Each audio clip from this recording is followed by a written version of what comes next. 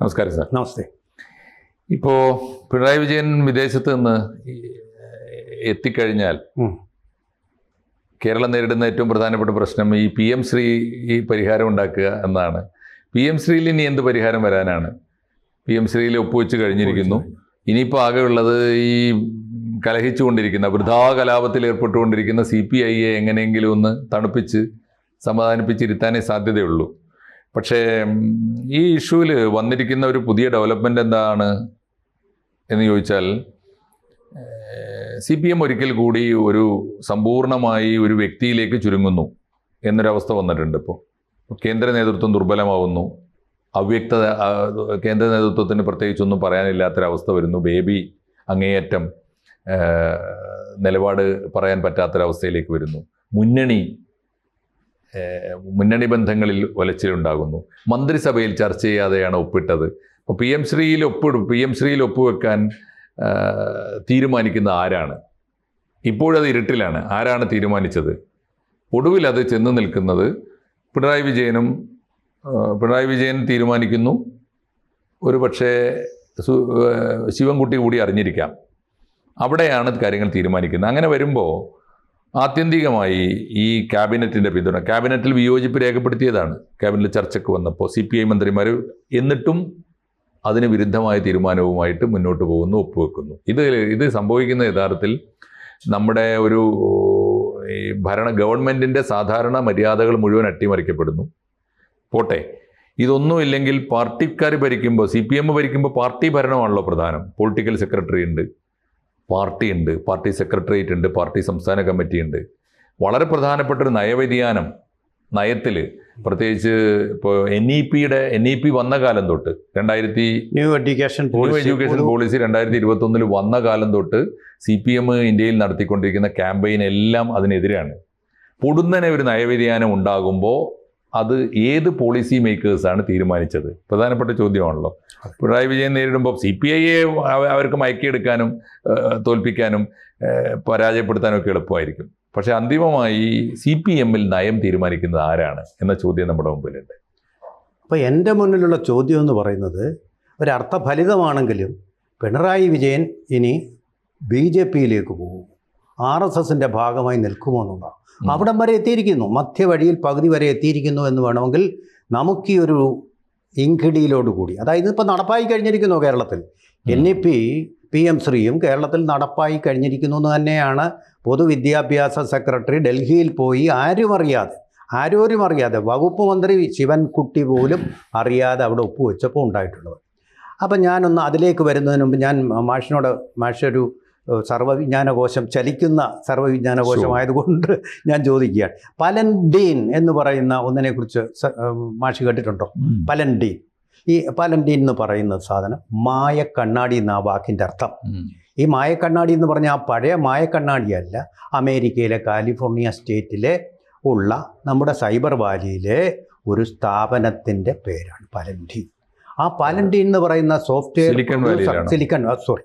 Silicon Valley, അവിടെ ഉള്ള ഈ സ്ഥാപനമാണ്, പലൻഡീൻ എന്ന് പറയുന്ന സ്ഥാപനമാണ് ലോകത്തെങ്ങുമുള്ള ഇൻ്റലിജൻസ് ഏജൻസികൾക്ക്, ഇസ്രായേലിലെ മൊസാദ്, അതുപോലെ തന്നെ അമേരിക്കയിലെ CIA, പിന്നെ വേറെ ഏതെല്ലാം സ്ഥാപനങ്ങൾ, ഒരുപക്ഷെ ISIയും അതിൻ്റെ ഭാഗമായിരിക്കുക, അങ്ങനെ സ്ഥാപനങ്ങൾക്കുള്ള സോഫ്റ്റ്വെയർ കൊടുക്കുന്നത്. ഈ സോഫ്റ്റ്വെയർ വെച്ച് നോക്കുമ്പോൾ ഞാൻ മനസ്സിലാക്കിയ കാര്യം, അവർക്ക് 8 പാളികളായിട്ട് മനുഷ്യനെ അങ്ങ് തിരിക്കുകയാണ്. ഈ 8ാമത്തെ പാളി എന്ന് പറയുന്നതാണ് ശരിക്കും മായക്കണ്ണാടി. ഒരു മനുഷ്യൻ്റെ പെരുമാറ്റം കൊണ്ട്, കണ്ണിൻ്റെ ചലനം കൊണ്ട്, മുഖഭാവം കൊണ്ട് അവൻ കള്ളനാണോ ദുഷ്ടനാണോ ക്രിമിനൽ ആണോ എന്ന് ഈ ഡിജിറ്റൽ സാങ്കേതിക വിദ്യ വഴി അവർക്ക് കണ്ടെത്താൻ കഴിയും. ഏറ്റവും പുതിയ സോഫ്റ്റ്വെയർ ആണത്. ഏറ്റവും പഴയ നമ്മുടെ ഒരു ഐതിഹ്യം മാത്രമായ മായക്കണ്ണാടി എന്നാണ് അതിന് പേരിട്ടിരിക്കുന്നത്. മായാദർപ്പണം എന്ന് കേട്ടിട്ടില്ല, അത്രയും ഒന്നാണ്. അതായത് സാധാരണക്കാർക്ക് കാണാത്ത, നമ്മുടെ നഗ്ന നേത്രങ്ങളിലും കാണാൻ കഴിയാത്ത പല സത്യങ്ങളും പുറത്തു വരും. ഇങ്ങനെ വെച്ച് നോക്കുമ്പോൾ നമ്മുടെ മനസ്സൊരു മായക്കണ്ണാടിയായാൽ, അടുത്തിടെ പിണറായി വിജയൻ നടത്തുന്ന പ്രവൃത്തികളും അദ്ദേഹത്തിൻ്റെ ചലനവേഗങ്ങളുമൊക്കെ സൂചിപ്പിക്കുന്നതും, അദ്ദേഹത്തിൻ്റെ മുഖത്തിൻ്റെ ആ ഒരു സാമുദ്രിക ശാസ്ത്രം എന്ന് കേട്ടിട്ടുണ്ടല്ലോ, മുഖഭാവം വെച്ചിട്ട് ആളിനെ മനസ്സിലാക്കുന്ന ഒരു ശാസ്ത്രമാണത്. അതുപോലെയുള്ള മാറ്റം, ശരീരഭാഷ എന്ന് നമ്മൾ പിന്നെ പറയും സോഷ്യൽ മീഡിയ വഴിയൊക്കെ, അങ്ങനെയുള്ള ഭാഷകളും എല്ലാം സൂചിപ്പിക്കുന്നത് അദ്ദേഹം എന്തോ വളരെ വല്ലാത്ത ഒരു വെപ്രാളത്തിലാണെന്നാണ്. വല്ലാത്ത ഒരു വെപ്രാളത്തിലാണ്. ഇപ്പോൾ നമ്മൾ നോക്കൂ, രാഷ്ട്രപതി വരുന്നതിന് മുമ്പ് അദ്ദേഹം ബഹ്റൈനിലേക്ക് പോകുന്നു. വന്നു, അവരെ സ്വീകരിക്കുന്നു. ഉടനെ കേരളം കോളിളക്കത്തിലാണ് വാസ്തവത്തിൽ PM ശ്രീ കാര്യത്തിൽ മാത്രമല്ല, ശബരിമല കാര്യത്തിലും. അതേസമയം അദ്ദേഹം ഒമാനിലേക്ക് പോകുന്നു. അവിടെ അത്ര വലിയ പ്രധാനപ്പെട്ട പരിപാടികളൊന്നുമില്ല താനും, അത്ര വലിയ ചുമതലകൾ, വിദേശകാര്യ വകുപ്പിൻ്റെ ചുമതലയുള്ള ആളല്ല താനും പിണറായി വിജയൻ. എന്നിട്ടും അദ്ദേഹം അവിടെ പോയി ചെറിയ സാംസ്കാരിക പരിപാടിയില്ല, മാഷുമൊക്കെ പോകാറുള്ള സാംസ്കാരിക പരിപാടി, അത്രയേ ഉള്ളൂ പ്രാധാന്യം അതിന്. അങ്ങനെയുള്ള പരിപാടി കഴിഞ്ഞ് തിരിച്ചു വരുന്നു. മന്ത്രിസഭയുടെ അജണ്ടയിൽ കോളിളക്കം സൃഷ്ടിച്ച ദേശീയ വിഷയമായി മാറിയ ഇതിനെക്കുറിച്ച് യാതൊരു വിധമായ അജണ്ടയുമില്ല. അവിടെ CPI മന്ത്രിമാരത് ഉന്നയിച്ചപ്പോൾ എന്താ ചെയ്തത്? വകുപ്പ് മന്ത്രി ശിവൻകുട്ടി മൗനം അവലംബിച്ചു. പിണറായി വിജയൻ ചിരിച്ചുകൊണ്ടിരുന്നു, ഒരു മറുപടിയും കൊടുക്കുന്നില്ല. MA ബേബി പറഞ്ഞു, ഞങ്ങൾ അതിൻ്റെ നയം നടപ്പാക്കുകയില്ല എന്ന് പറഞ്ഞു. MA ബേബി പറഞ്ഞു. പക്ഷേ അതിനു മുമ്പ് ഇവിടെ നടപ്പാക്കി കഴിഞ്ഞു. അദ്ദേഹം അറിഞ്ഞില്ലേ നടപ്പാക്കിയ കാര്യം? ദേശീയ ജനറൽ സെക്രട്ടറി എന്ന് പറയുന്ന പോളിറ്റ് ബ്യൂറോയുടെ മുകളിലുള്ള പോളിറ്റ് ബ്യൂറോയുടെ കാര്യങ്ങൾ പോലും തീരുമാനിക്കുന്ന, കേരളത്തിൻ്റെ നയ രൂപീകരണം തീരുമാനിക്കുന്ന ഒന്നാണ്. അതിന് നമ്മുടെ MV ഗോവിന്ദൻ മാഷ് കൊടുത്ത സ്വാധൂകരണമാണ് നമ്മളെ എല്ലാം ഞെട്ടിക്കുന്നത്. പാർട്ടി അല്ല ഭരിക്കുന്നത്, ഒരു മുന്നണിയാണ്. ഇത് പണ്ട് MM ലോറൻസ് മാഷു എന്നോട് പറഞ്ഞതാണ്. ഞങ്ങളുടെ ഭരണമല്ല, CPMൻ്റെ ഭരണമല്ല, ഇതൊരു കൂട്ടുമുന്നണിയുടെ, ഇടതുപക്ഷ മുന്നണിയുടെ ഭരണം എന്നാണ് പറഞ്ഞത്. അതൊരു തടി തപ്പലല്ലേ? ഇതുവരെ നമ്മൾ ഏകപക്ഷീയമായ പ്രമേയങ്ങൾ ഉന്നയിച്ചുകൊണ്ടും ജനകീയ സമരങ്ങൾ നടത്തിക്കൊണ്ടും വിദ്യാർത്ഥി പ്രക്ഷോഭങ്ങൾ നടത്തിക്കൊണ്ടും ഏതൊന്നിനെ തടയാൻ ആഗ്രഹിച്ചോ അത് കേരളത്തിലേക്ക് വരികയാണ് ഇതുവഴി. PM ശ്രീ പദ്ധതിയിൽ ഒപ്പിട്ടാൽ അതിൻ്റെ ബാക്കി കണ്ടീഷൻസ് എല്ലാം പാലിക്കാൻ നമ്മൾ ബാധ്യസ്ഥരാണ്. ഇത് അറിഞ്ഞുകൊണ്ട് തന്നെയാണ് ഒപ്പിട്ടിരിക്കുന്നത്. ഇത് ഒപ്പിട്ടിരിക്കുന്ന സന്ദർഭം നമ്മൾ നോക്കുമ്പോൾ പിണറായി വിജയൻ പ്രധാനമന്ത്രിയെയും അവിടെ മന്ത്രിസഭയിലുള്ള ധനമന്ത്രിയെയും നിതിൻ ഗഡ്കരിയെയും ഒക്കെ അദ്ദേഹത്തിൻ്റെ മരുമകൻ തലേ ദിവസം കേന്ദ്ര വിനോദസഞ്ചാര വകുപ്പ് മന്ത്രിയെയും ഒക്കെ കണ്ടതിൻ്റെ തൊട്ട് പിറ്റേ ദിവസമാണ്. അത് വരുന്നതോ ഈ യാത്രകൾ ഉണ്ടാകുന്നത് എപ്പോഴാണ്? അദ്ദേഹത്തിൻ്റെ മകൻ്റെ പേരിൽ കോടതി സമൻസ് അയച്ചു എന്ന ആരോപണം കോളിളക്കം സൃഷ്ടിച്ചുകൊണ്ട് കേരളത്തിൽ നിൽക്കുന്ന സന്ദർഭം. ഈ സന്ദർഭങ്ങളും അദ്ദേഹത്തിൻ്റെ മുഖത്തെ പതിവിന് വിപരീതമായിട്ടുള്ള ചില ഭാവങ്ങൾ, അതാ ഞാൻ ഈ പലണ്ടീറിൻ്റെ കാര്യം പറഞ്ഞത്, വെച്ചു നോക്കുമ്പോൾ, ഒരു നിരീക്ഷണം നടത്തുമ്പോൾ നമുക്ക് തെളിവുകളുടെ അടിസ്ഥാനത്തിൽ ഇതിലേക്ക് പോകാൻ പറ്റില്ല. സാഹചര്യ തെളിവുകളുടെ അടിസ്ഥാനത്തിൽ പോകുമ്പോൾ ഇവിടെ PM-ഉമായിട്ടൊരു ഡീൽ നടന്നിരിക്കുന്നു എന്ന് തന്നെ നമുക്ക് കരുതാൻ പറ്റില്ലേ? തീർച്ചയായിട്ടും കരുതാൻ പറ്റും. പക്ഷെ അത് ഈ പറയുന്നതിൻ്റെ ഭൂമിയിലെ സകലമാന ശരീരശാസ്ത്രവും അല്ലെങ്കിൽ സകലമാന മുഖലക്ഷണ ശാസ്ത്രവും പരാജയപ്പെട്ടു പോകുന്ന അത്യപൂർവമായൊരു വ്യക്തിത്വമാണ് പിണറായി വിജയൻ. ആ മുഖം നോക്കിയിട്ട് നിങ്ങൾക്ക് ഒന്നും വായിച്ചെടുക്കാൻ പറ്റില്ല. കാരണം ജീവിച്ചിരിക്കുന്ന ഒരു മനുഷ്യന്റെ യാതൊരു ചലനങ്ങളും ആ മുഖത്ത് നിങ്ങൾക്ക് കാണാനാവില്ല. എൻ്റെ ഒരു സ്നേഹിതൻ മലയാള സിനിമയിൽ ഒരുപാട് തിരക്കഥകളൊക്കെ എഴുതി മരിച്ചു പോയ ഒരു സുഹൃത്തുണ്ടായിരുന്നു, TR റസാഖ് എന്ന അദ്ദേഹത്തിന്റെ പേര്. അതെ. അദ്ദേഹം എന്നോട് ഒരിക്കൽ പറഞ്ഞത്, എനിക്കൊരു ചിത്രം അയച്ചു തന്നിട്ട് അദ്ദേഹം ഒരിക്കൽ പറഞ്ഞത്, 40 ദിവസം മുമ്പ് മരിച്ചുപോയ ഒരാളുടെ ചിത്രം കാണണോ എന്ന് ചോദിച്ചു. അത് ആരാണെന്ന് ഓർത്തുകൊണ്ട് ഞാൻ ഇരിക്കുമ്പോൾ അവൻ അയച്ചു തന്നു പിണറായി വിജയന്റെ മുഖമാണ്. അപ്പോൾ എന്താ കാരണം എന്ന് വെച്ചാൽ അദ്ദേഹം ഒരു കാര്യം പറയാനാണ് എന്നോട് പറഞ്ഞത്. ഒരു ജീവന്റെ ചൈതന്യമൊന്നും സാധാരണഗതിയിൽ ജീവിച്ചിരിക്കുന്ന ഒരു മനുഷ്യന്റെ ഭാവങ്ങളൊന്നും പ്രത്യക്ഷപ്പെടാതെ സൂക്ഷിക്കുന്ന ഒരു മരമോ കല്ലോ ഒക്കെ പോലെ മുഖഭാവം സൂക്ഷിക്കാൻ കഴിയുന്ന അപാരമായ സിദ്ധിയുള്ള ഒരാളാണെന്നാണ് അടുത്ത മെസ്സേജ്. കറക്റ്റ് ആണ്. അപ്പൊ അതുകൊണ്ട് പിണറായി വിജയനെ നിങ്ങൾക്ക് മുഖഭാവം നോക്കിയിട്ട് ഒന്നും തീരുമാനിക്കാൻ കഴിയില്ല. രണ്ടാമത്തെ കാര്യം, പ്രധാനപ്പെട്ട ഒരു കാര്യം ഇതാണ്, നയവ്യതിയാനം വരുന്നു. നയത്തെ അടിസ്ഥാനപ്പെടുത്തിയാണ് ഇപ്പോൾ സാറും ഞാനും ഒക്കെ ഒരു രാഷ്ട്രീയ പാർട്ടി എവിടെ നിൽക്കുന്നു എന്ന് മനസ്സിലാക്കുക. ലെഫ്റ്റ് ആണോ റൈറ്റ് ആണോ തുടങ്ങിയ നയങ്ങൾ ഇന്ത്യയിൽ ആ അകലം കുറഞ്ഞു വരികയാണ് സാർ. കേരളത്തിലും ഇപ്പോൾ UDF LDF തമ്മിൽ നയപരിപാടികളിൽ എന്താ വ്യത്യാസമുള്ളത്?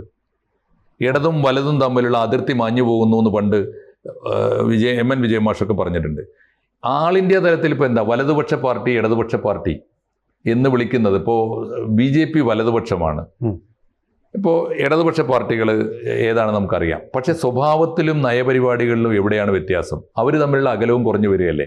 അതുകൊണ്ടാണല്ലോ ഇപ്പോൾ EP ജയരാജന് കണ്ണൂർ പൊളിറ്റിക്സിൽ പ്രതിസന്ധി നേരിടുമ്പോൾ യാതൊരു സങ്കോചവും ഇല്ലാതെ BJP-യിൽ ചേരാനുള്ള ചരടുവലികൾ അദ്ദേഹം നടത്തിയത്. അതെവിടെയാണ് എൻ്റെ സംശയം. ഇനി പിണറായി വിജയൻ പതുക്കെ BJP-യിൽ ചേരേണ്ടി വരില്ല സാർ. കാരണം എന്താണെന്ന് വെച്ചാൽ CPM എന്ന പാർട്ടിയെ ഒരു ഇടതുപക്ഷ പാർട്ടി അല്ലാതാക്കിയിട്ട് BJPയുടെ ഏത് നേരത്തും ഈ അഖിലേന്ത്യാ തലത്തിലും കേരളത്തിലും BJPയുടെ ഘടകകക്ഷി ആകാവുന്ന പരുവത്തിലേക്ക് CPM-നെ മാറ്റിയെടുത്താൽ മതിയല്ലോ. അതാണ്. അപ്പോൾ ഒരു അങ്ങനെ ഒരു ഓപ്ഷൻ ഉണ്ടല്ലോ സാർ. കറക്റ്റ്. രണ്ടാമത്തെ ഓപ്ഷനാണ് സാധ്യത. കാരണം എന്താണെന്ന് വെച്ചാൽ അദ്ദേഹത്തിന് അത് എളുപ്പമാണ്. എന്തുകൊണ്ടെന്നാൽ CPM സമം പിണറായി വിജയൻ എന്നായി കഴിഞ്ഞിട്ട് കുറെ കാലമായി. തീർച്ചയായിട്ടും 19 പേരില്ലേ സർ CPM-ന്റെ സ്റ്റേറ്റ് കമ്മിറ്റിയിൽ. ഞാൻ ഉറച്ചു വിശ്വസിക്കുന്നു CPM-ന്റെ സംസ്ഥാന കമ്മിറ്റിയിൽ ഇന്നുള്ള ഓരോ സഖാവും പിണറായി വിജയനേക്കാൾ വിവരവും ബോധവും ശേഷിയും ഉള്ളവരാണ്. എന്നിട്ടും ഇദ്ദേഹത്തിന്റെ കയ്യിൽ വന്നത് എങ്ങനെ? ഇതാണ് ഈ കേന്ദ്രീകൃത ജനാധിപത്യത്തിന്റെ കുറുക്കുവഴികൾ. അത് സമർത്ഥമായി പഠിച്ചെടുത്ത് പ്രയോഗിച്ച ഒരാളാണ് പിണറായി വിജയൻ. തന്റെ വ്യക്തിപരമായ താല്പര്യങ്ങൾക്ക് വേണ്ടി പാർട്ടിയുടെ കേന്ദ്രീകൃത ജനാധിപത്യം എന്ന മനോഹരമായ സങ്കല്പത്തെ എങ്ങനെയാണ് അദ്ദേഹം വയലേറ്റ് ചെയ്തത്? അതുകൊണ്ട് അദ്ദേഹത്തിന് എളുപ്പമാണ്. ഇപ്പോൾ അദ്ദേഹത്തിന് PM ശ്രീയിൽ ഒപ്പിടുക അല്ലെങ്കിൽ NEP അംഗീകരിക്കുക എന്ന് പറയുന്ന നയം സ്വീകരിക്കാൻ അദ്ദേഹത്തിന് CPM-ന്റെ സ്റ്റേറ്റ് കമ്മിറ്റി കൂടേണ്ടി വന്നില്ല. കൂടിയാൽ അഭിപ്രായം പറയാൻ ആളുണ്ട് അവിടെ. അവർക്ക് പറയാൻ വോയിസ് ഇല്ല, പുറത്ത് പറയാൻ അവർക്ക് സ്വാതന്ത്ര്യവുമില്ല. 2, സ്റ്റേറ്റ് സെക്രട്ടേറിയറ്റിൽ ചർച്ച ചെയ്തോ? ഇല്ല. ഇടതുപക്ഷ മുന്നണിയിൽ ചർച്ച ചെയ്തോ? ഇല്ല. ഇനി ആരോടാ ചോദിക്കാനുള്ളത്? MA ബേബി പറയുന്നു കേന്ദ്ര നയം, MA ബേബി പറയുന്നു സംസ്ഥാനത്താണ് തീരുമാനിക്കേണ്ടത്. അങ്ങനെയാണോ ഒരു നയം? ഒരു വിദ്യാഭ്യാസ നയം NEP വന്ന 2010 സാർവദേശീയ നയമുള്ള ഒരു പാർട്ടി. സാർവദേശീയ നയം തീരുമാനിക്കേണ്ടത്, ദേശീയ നയം തീരുമാനിക്കേണ്ടത് അഖിലേന്ത്യാ പാർട്ടിയല്ലേ? അത് അവിടെ തീരുമാനിക്കുന്നു പറഞ്ഞ് ഇങ്ങോട്ട് തട്ടുക. ഇവിടെ പറയുക, ഇപ്പൊ CPI എന്താ പറയുന്നത്? CPI പറയും ഞങ്ങളിപ്പോൾ 5 മണിക്ക് ബോംബ് പൊട്ടിക്കുന്നു ബിനോയ് വിശ്വം. പിന്നെ പറയുന്നു അത് സെക്രട്ടേറിയറ്റ് കൂടട്ടെ. പിന്നെ പറയുന്നു അഖിലേന്ത്യാ കമ്മിറ്റി കൂടട്ടെ. പിന്നെ പറഞ്ഞ ഒരു കാര്യം, തദ്ദേശ തെരഞ്ഞെടുപ്പ് വരുന്നു, അവർക്ക് അതാണ് പ്രധാനം. ഇത് വളരെ സിമ്പിളാണ് സർ. CPI ഒന്നും ചെയ്യാൻ പോകുന്നില്ല. CPIക്ക് ഒന്നും ചെയ്യാനുമില്ല. പക്ഷെ ചെയ്യാനുള്ളത് പിണറായി വിജയനാണ്. പിണറായി വിജയൻ ചെയ്തുകൊണ്ടിരിക്കുന്ന ഒരു കാര്യം ഇതാണ്. NEP അല്ല, എന്തു തന്നെ നയമായതിനെ നമ്മൾ എന്ത് കാവ്യവൽക്കരണം എന്ന് വിളിച്ചാലും കേന്ദ്ര ഗവൺമെന്റ് തീരുമാനിക്കുന്ന ഏത് നയവും CPM-ന് കൂടി സ്വീകാര്യമായ മട്ടിലേക്ക് CPM-നെ പരുവപ്പെടുത്തി ട്രാൻസ്ഫോം ചെയ്തെടുക്കുന്നു എന്നതാണ് മെറ്റമോർഫസിസ് എന്ന് പറയുന്നത്. മെറ്റമോർഫസിസ് ആണ് യഥാർത്ഥത്തിൽ നടക്കുന്നത്. അത് നടക്കുന്നതിന്റെ ആചാര്യനായിട്ട് പിണറായി വിജയൻ മാറുന്നു. രൂപാന്തരം. അപ്പോ പിണറായി വിജയന്റെ കാലത്ത് CPM ഇല്ലാതാകുമോ എന്ന് ചോദിച്ചു കഴിഞ്ഞാൽ ആ പാർട്ടിയുടെ ഘടന മുഴുവൻ പിരിച്ചുവിട്ട് ഡിസോൾവ് ചെയ്തു പോകുന്നല്ല അർത്ഥം. CPM-ന്റെ വർഗ സ്വഭാവം ഇല്ലാതാകും എന്നാണ്. അല്ലെങ്കിൽ അതിന്റെ നയപരമായ ഇടതുപക്ഷ സ്വഭാവം ഇല്ലാതാവും. അത് എളുപ്പമാണ്. അതിന് അദ്ദേഹത്തിന്റെ മുമ്പിലുള്ള കാരണം എന്താ? അദ്ദേഹത്തിന്റെ മുമ്പിലുള്ള കാരണം ഇതൊന്ന് നന്നാക്കി എടുത്തിട്ട് ഒരു വലതുപക്ഷ പാർട്ടിയാക്കിയിട്ട് CPM-നെ മാറ്റണമെന്ന് വെച്ചിട്ടല്ല. അദ്ദേഹത്തിന് സാറ് പറഞ്ഞ അജണ്ടയാണ്, അദ്ദേഹത്തിന്റെ വ്യക്തിപരമായ അജണ്ട. ആലോചിച്ച് നോക്കൂ. ഇപ്പോ CPM-ന്റെ ചരിത്രത്തിൽ അഴിമതിയോ സ്വജനപക്ഷപാതമോ കാണിച്ച നേതാക്കന്മാർ അനവധി പേരുണ്ട്. പക്ഷെ അവരൊക്കെ എങ്ങനെ പിടിച്ചു നിന്നത്? അവരൊക്കെ പിടിച്ചു നിന്നത് അവരുടെ നയപരിപാടികൾ പാർട്ടി അറിഞ്ഞുകൊണ്ടാണ് ചെയ്തത് എന്നുള്ളതുകൊണ്ടാണ്. അതുകൊണ്ടാണ് പാർട്ടി എന്നാണ് ഫേവർ ചെയ്യാത്തത്? ഇപ്പോ പാർട്ടിക്കാരെ വഴിവിട്ട് സംരക്ഷിക്കാത്ത കാലം എന്നാണുള്ളത്? പാർട്ടി എന്നും ചെയ്തിട്ടുണ്ടല്ലോ. കേരളത്തിലെ ഇപ്പൊ CPM-ന്റെ ഏറ്റവും വലിയ ബുദ്ധിജീവിയാണ് ഇദ്ദേഹം, നമ്മുടെ സുനിൽ പി ഇളയിടത്തിന്റെ ഡോക്ടറേറ്റ് പോലും പാർട്ടി ദാനം ചെയ്തതാണെന്നും അദ്ദേഹത്തിന് കാലടി സർവകലാശാലയിലെ ജോലി പാർട്ടി വഴിവിട്ട് കൊടുത്തതാണെന്നും എല്ലാവർക്കും അറിയാം. അപ്പൊ അതിന്റെ അർത്ഥം എന്താ? പാർട്ടി എന്നും വഴിവിട്ട് സഹായിക്കും. പക്ഷെ അത് പാർട്ടിക്ക് വേണ്ടിയാകുമ്പോൾ പാർട്ടി സഹിക്കും. അതല്ല ഒരു അച്ഛനും ഒരു മോനും വേണ്ടിയാകുമ്പോഴോ? അപ്പൊ ഇപ്പൊ ഈ പിണറായി വിജയന് ഇപ്പൊ ചെയ്തുകൊണ്ടിരിക്കുന്ന പണി, തനിക്കും കുടുംബത്തിനും വേണ്ടി നയങ്ങൾ മാറ്റുന്നു, നയങ്ങൾ തീരുമാനിക്കുന്നു. എന്നിട്ട് തൻ്റെ നേരെ, കുടുംബത്തിന് നേരെ വരുന്ന സാമ്പത്തികമായ കുറ്റകൃത്യങ്ങളിൽ നിന്ന് രക്ഷപ്പെടാൻ BJPയെ ഇപ്പറഞ്ഞ BJP നേതാക്കന്മാരോട്, മോദിയോട്, അമിത്ഷായോടൊന്നും അദ്ദേഹത്തിന് ഐക്യപ്പെടാനും പോയി ഗൂഢാലോചന നടത്താനും ഒന്നും യാതൊരു മടിയുമില്ല. ഒരു കേസ്, ലാവ്ലിൻ കേസ് നമ്മുടെ സുപ്രീം കോടതി എത്ര തവണയാണ് സർ മാറ്റിവെച്ചത്? സാർ ചുരുക്കി പറഞ്ഞ നമ്മുടെ സമയം പരിമിതമായതുകൊണ്ട് ലീഡർ എന്നുള്ള നിലയിൽ നിന്ന് അദ്ദേഹം ഒരു ഡീലർ ആയി മാറിയിരിക്കുന്നു എന്ന് വേണം നമുക്ക് കരുതാൻ പറ്റും. അതുപോലെ തന്നെ അദ്ദേഹം ഇപ്പോൾ സംസ്ഥാന സെക്രട്ടേറിയറ്റിനെ മാത്രമല്ല, പോളിറ്റ് ബ്യൂറോയെയും മാത്രമല്ല, മന്ത്രിസഭയെയും അതുപോലെ LDFനെയും മറികടന്നുകൊണ്ട് തൻ്റെ ഏകശിലാ രൂപം വ്യക്തമാക്കിയിരിക്കും. 2 കാര്യങ്ങൾ അദ്ദേഹം കൂടി ചേർത്ത് പറഞ്ഞാലേ അത് പൂർത്തിയാവുള്ളൂ. അദ്ദേഹത്തോട് ആരാണ് പിണറായി വിജയനോട് പൊറുക്കാത്തത്? പിണറായി വിജയനോട് പൊറുക്കാൻ പറ്റാത്ത ഒരു പ്രധാനപ്പെട്ട ഘടകം, ഒരു മഹാശക്തി അദൃശ്യമായിട്ട് കേരളത്തിന്റെ മണ്ണിലുണ്ട്, പ്രത്യേകിച്ച് കണ്ണൂരിലുണ്ട്. RSS എന്ന് പറയുന്ന വർഗശത്രുക്കളാണ്. അവരെ കണ്ടടത്ത് കൊല്ലുക, അവരോട് സംവാദത്തിന് പോലും പോകരുത്, വെട്ടുന്ന പോത്തിനെ കൊല്ലുക തന്നെയാണ് മാർഗം എന്ന് പറഞ്ഞിട്ട് അക്രമ രാഷ്ട്രീയത്തിന്റെ ഒരു വലിയ അന്തരീക്ഷം ആരാണ് കണ്ണൂരിൽ ഉണ്ടാക്കിയെടുത്തത്? അങ്ങനെ രക്തസാക്ഷികളായ എത്ര മനുഷ്യന്മാരുണ്ട് CPM-ൽ. ആ മനുഷ്യരും അവരുടെ കുടുംബവും പിണറായി വിജയനോട് പൊറുക്കുമോ?